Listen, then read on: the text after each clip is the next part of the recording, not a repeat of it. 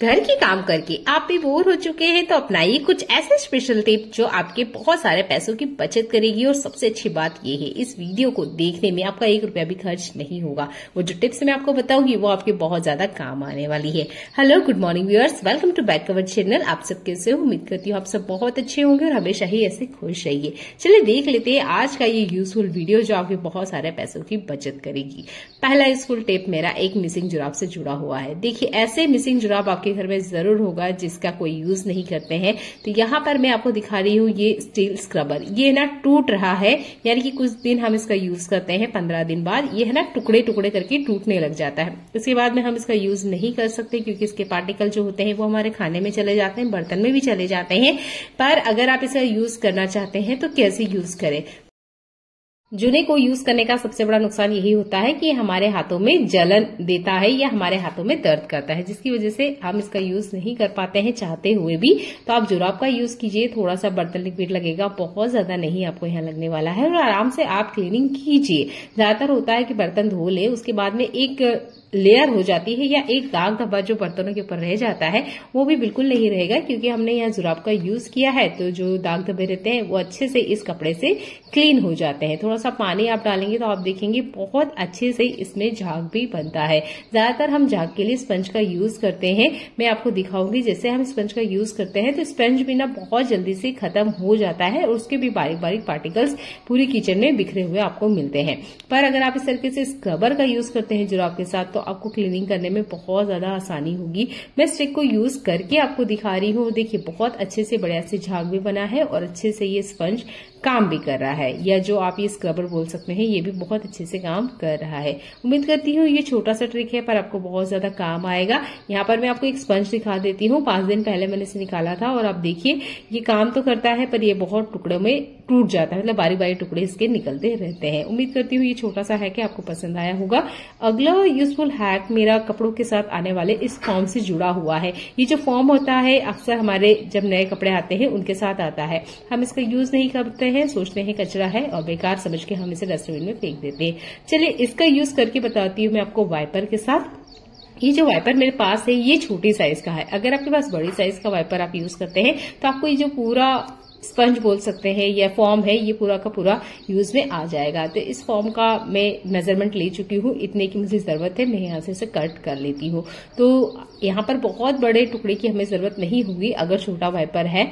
इस तरीके से आप इसे कट कर लीजिए। आप पहले नाप लीजिएगा कि कितने में ये आराम से इस वाइपर को कवर कर देगा। देखिए इस तरीके से इसने बढ़िया से अच्छे से कवर कर दिया है। अब यहाँ पर आप रबड़ ले लीजिए और इसे आराम से यहाँ से बांध दीजिएगा, जैसे कि मैं आपको दिखाई रही हूँ। इस तरीके से आप इसे आराम से बांध दीजिएगा, ये खिसकेगा नहीं, ताकि हम इससे जो भी काम ले वो बहुत आसानी से हो जाए। स्पेशल ये जो ट्रिक है ना ये टाइल्स के लिए काम करती है। टाइल्स पे जब भी हम क्लीनिंग करते हैं तो हमें एक बार ना वाइपर लगाने के बाद भी कपड़ा लगाना होता है। पर अगर आप इस तरीके से स्पंज का यूज करेंगे या जो ये फॉर्म है इस फॉर्म का अगर यूज करेंगे तो आपको कपड़े की जरूरत नहीं होगी। ज्यादातर जो टाइल्स होती है उसको क्लीन करने में हम फिर पहले स्क्रबिंग करते हैं, फिर कपड़ा लेते हैं, फिर वाइपर लेते हैं, बहुत झंझट होती है। पर आप ये जो फॉर्म है इसका यूज करेंगे तो आपको ज्यादा मेहनत भी नहीं करनी पड़ेगी और जो पानी है वो अड़िया से क्लीन हो जाएगा, जैसे कि मैंने आपको अपने सामने करके दिखाया है। उम्मीद करती हूँ अगली बार इस फॉर्म को आप फेंकेंगे नहीं। जो ऊपर की टाइल्स होती है बाथरूम की या किचन की, इसको साफ करने के लिए ट्रिक बेस्ट है। तो एक बार करके देखिएगा। अगर आपको ये ट्रिक अच्छी लगती है तो आप इसे लाइफ टाइम अपनी लाइफ में अपना सकते हैं। मुझे तो बहुत अच्छी लगी है, एक बार आप भी जरूर करके देखिएगा। चलिए देख लेते हैं आज का एक और बहुत ही स्पेशल टिप्स। हमारे घर में ना एक्सपायरी दवाई जरूर रखी होती है जो कि काम नहीं आती है और ज्यादातर हम इसे भी ना डस्टबिन में ही फेंकते हैं। तो आज का जो वीडियो है वो उन चीजों के लिए मैं आपको बता रही हूँ जिसे अक्सर हम फेंक देते हैं या बेकार समझ के हम इसका यूज नहीं करते हैं। तो जो भी दवाई आपके यहाँ एक्सपायर बच चुकी है, कोई सी भी दवाई, मैं कोई स्पेशल कोई दवाई का नाम नहीं बता रही हूँ, जो भी दवाई बच जाती है उसको आप यूज में ले सकते हैं। कोई ऐसा बाउल या बर्तन लीजिएगा जिसका आप खाने पीने में यूज नहीं करते हैं, इसमें पानी डाल दीजिए और इन टैबलेट को इसके अंदर छोड़ दीजिए। आप आप इन दवाइयों को आधे घंटे बाद में देखेंगे आराम से पानी के अंदर मेल्ट हो जाती है, इस तरीके से घुल जाती है। तो ये दवाइयां फर्टिलाइजर का काम करती है। आराम से आप अपने प्लांट को दे सकते हैं, किसी तरह के आपके प्लांट को कोई नुकसान नहीं होगा। अभी जो बारिश का मौसम आया है ना, इसमें बहुत जल्दी से हमारे पेड़ पौधों को कीड़े लगते हैं, इंसेक्ट लग जाते हैं, पत्तियां खाने लग जाते हैं, तब आप इन दवाइयों का यूज कर सकते हैं। चलिए देख लेते हैं आज का एक और यूजफुल टिप्स। आपके पास ना कुछ हार, नेकलेस, माला ऐसी जरूर होगी, जैसे कि मेरे पास भी है ये।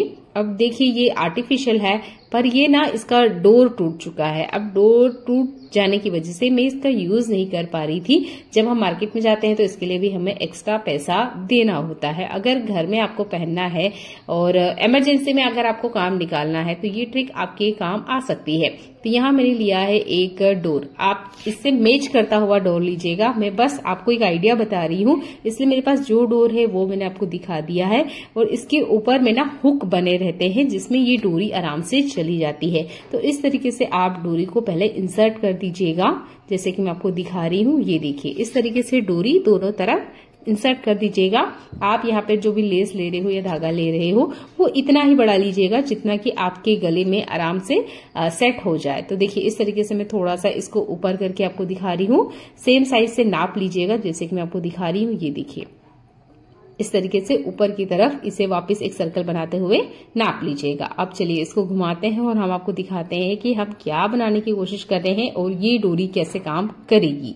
तो यहाँ पर मैं इसको सटीक मेजरमेंट ले लेती हूँ ताकि ये छोटा बड़ा ना हो, और नाप लीजिएगा कि आराम से आप इसे अपने गले में इस तरीके से पहन पाए। तो 4 डोर एक साथ हो चुकी है, जैसे कि आप देख रहे हो। तो जो डोर बंधी हुई है इसे हमने कैंची से कट नहीं करना है, इस तरीके से ऊपर की तरफ रख दीजिएगा। अगर आपने कभी मैक्रम का काम किया है तो ये ट्रिक आपको बहुत अच्छे से समझ में आ जाएगी। अगर नहीं समझ में आ रही है तो मेरे हाथों को ध्यान से देखिएगा।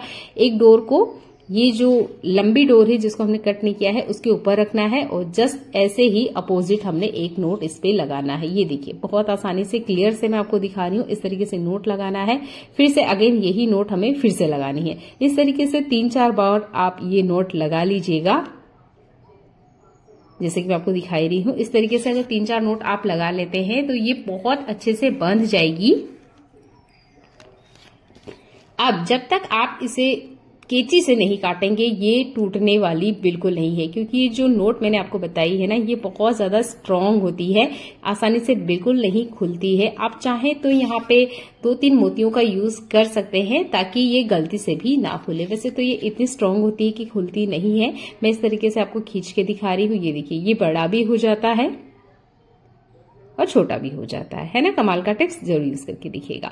अगला यूजफुल हैक मेरा स्टील वाली ये जो लीड होती है, ये ढक्कन होती है, इससे जुड़ा होता है। काफी बार होता है कि जो इसकी पकड़ होती है वो टूट जाती है। इसका भी पकड़ टूट चुका है। अब इसको हम कैसे घर पे ठीक करें, तो मैंने एक कील लिया है और एक ये क्यूब लिया है जो कि अक्सर बच्चों के खिलौने में आपको मिल जाएगा।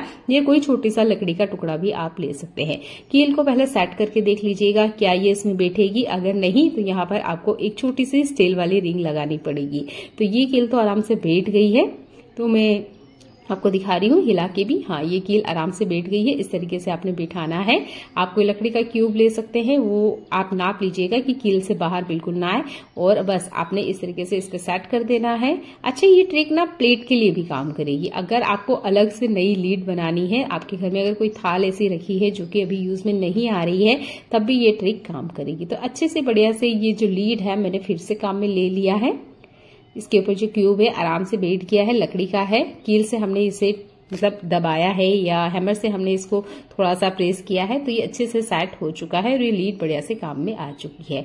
कोई प्लेन थाली वगैरह रखी है आपके पास जो अभी आप यूज में नहीं ले रहे हो, उसके ऊपर भी ये ट्रिक बहुत बढ़िया से काम करेगी। बीच में एक मेजरमेंट ले लीजिएगा, कील से एक छोटा सा छेद कीजिएगा, एक लकड़ी का कोई सा भी आप स्क्वायर या गोल लकड़ी का टुकड़ा ले लीजिएगा और आराम से आप किसी भी थाली वगैरह को लीड बना सकते हैं। हमारे घर में सूखा नारियल गोला यूज किया जाता है। बहुत बार हम क्या करते हैं, थोड़ा सा तोड़ते हैं, यूज करते हैं और कुछ बच जाता है। तो यहाँ पर मैंने थोड़ा सा सब्जी के लिए यूज किया था, थोड़ा सा बच गया है। अब इसे अगर आप खुला रखते हो, स्पेशल ये जो पानी का सीजन है, अभी बारिश स्टार्ट हो चुकी है, तो ये ना बहुत जल्दी खराब हो जाता है, फंगस पकड़ लेता है। तो 2 तरीके हैं, या तो आप इसे फ्रिज में रख दीजिए। अगर आप इसे फ्रिज में नहीं रखना चाहते हैं तो आपके पास चीनी जरूर होगी, इस चीनी के डिब्बे में आप इसे रख दीजिए। तो